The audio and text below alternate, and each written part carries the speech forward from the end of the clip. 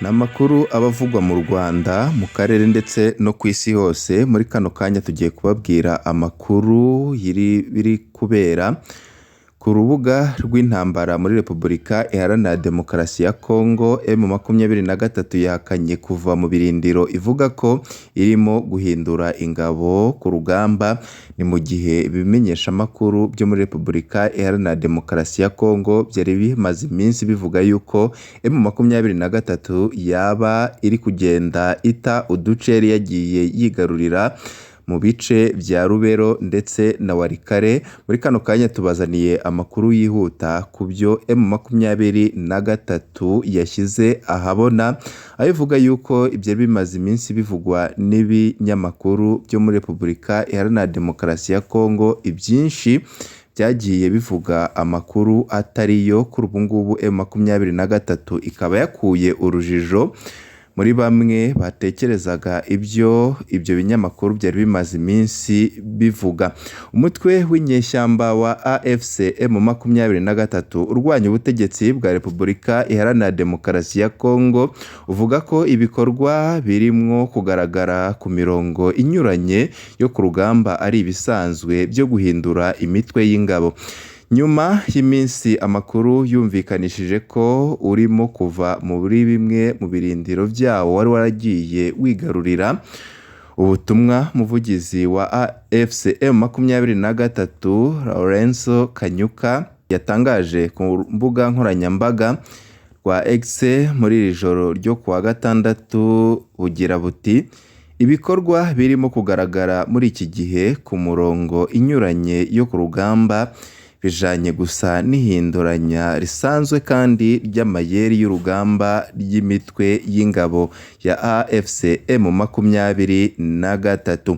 Kanyuka yongeraho ko M23 gishigikiye buri gihe no kubahiriza amategeko ndetse igishishikajwe no gukora ibyo amategeko y'intambara asaba, ingamba z'icyizere zo muri gahunda y'amahoro ya Doha, kandi ko yiyemeje kurinda abaturage ndetse n'abasivile ndetse yiteguye kurandura inkeke iyo ari yo yose kuva aho ituruka, nk'uko nyine ari ibyatangajwe n'umuvugizi wa AFC M23 Kanyuka.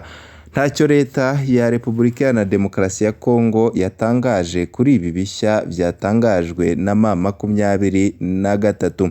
Umuvugizi w'ingabo za RDC yabwiye BBC News gahuzamiryango dukesha iyi nkuru mu butumwa bwanditse bwo kuri telefoni ko ntacyo bagira cyo kubivugaho ibyo M23 yatangaje. Nyine M23 itangaje ibi nyuma y'uko muri iki cyumweru amakuru amwe yo mu bitangazamakuru byo muri Repubulika Iharanira Demokarasi ya Kongo byumvikanishije ko uyu mutwe nyine wari urimo gusubira inyuma uva mu birindiro bimwe byawo byo mu ntara ya Kivu ya ruguru cyangwa kwimurira ahandi abarwanyi bawo.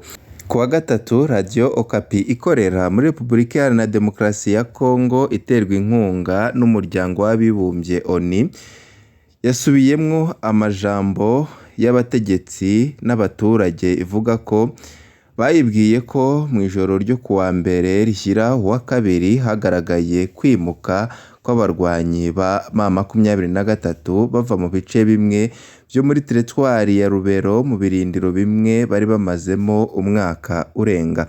Kuwa kane, mu nama yayoboye y'akanama k'umutekano wa ONU, Masade Boris, intumwa nkuru kuri Afurika ya Perezida wa Amerika Donald Trump, yongeye gushimangira ubusabe bwa Amerika bw'uko u Rwanda rukuraho ingamba z'ubwirinzi, gukura ingabo zarwo aka kanya ku butaka bwa Repubulika Iharanira Demokarasi ya Kongo no kubahiriza ubusugire bwa Repubulika Iharanira Demokarasi ya Kongo.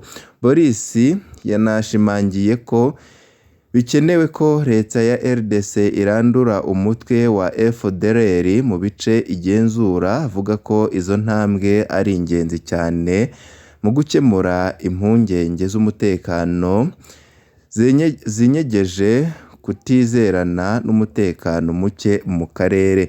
Raporo z'inzobere za ONU, RDC n'ibihugu byinshi byo mu burengerazuba bw'isi bashinja u Rwanda gufasha umutwe w'inyeshyamba wa M23 urwanya ubutegetsi bwa Repubulika Iharanira Demokarasi ya Kongo ngo mu kuwuha imyitozo abasirikare, ibikoresho ndetse n'amategeko.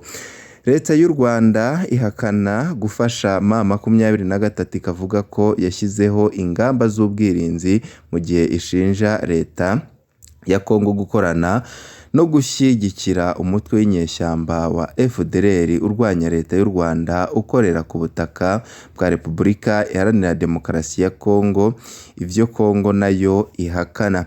Umutwe wa M23 ubu ngubu ugenzura ibice byinshi byo mu ntara ya Kivu ya ruguru no mu ntara ya Kivu y'epfo birimwo n'imijyi ya Goma ndetse na Bukavu.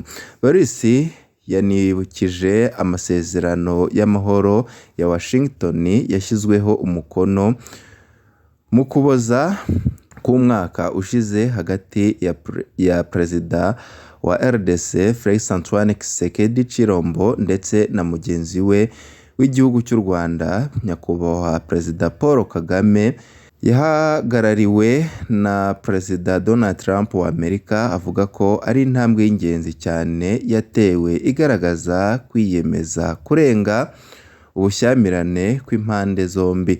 Mu butumwa yatangaje ku rubuga rwa X, Boris yavuze ko yashimangiye uko bimeze ku bantu babarirwa muri za miliyoni bamaze igihe kirekire cyane baremwe amahoro, umutekano n'amahirwe y'ubukungu.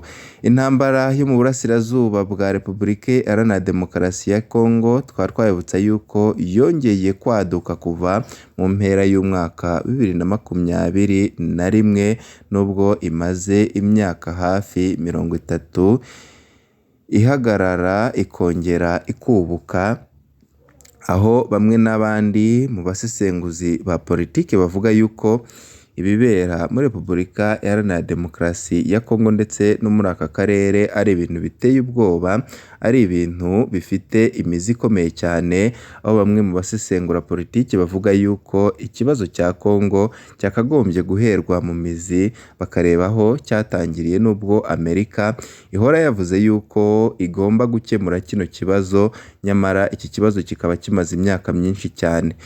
None ibi bikorwa bigaragazwa n'uruhande rwa M23, leta ya Kongo iriko iravuga iki kuri ibyo byose? Mu kandi kanya turaza kubabwira andi makuru azaba agezeho ku biri kuvugwa ku murongo w'urugamba muri Repubulika Iharanira Demokarasi ya Kongo. Nimba ukunda n'amakuru n'ibiganiro dutambutsa kuri iyi chaîne ya YouTube Inkuru TV, kanda handitse ijambo subscribe, nimba ukoresha igifaransa reba handitse ijambo s'abonner, maze ukande kugira ngo igihe cyose turonse amakuru n'ibiganiro nk'ibi uzuba mu ba mbere babibona ubwa mbere. Ibihe byiza nibyo mbifurije.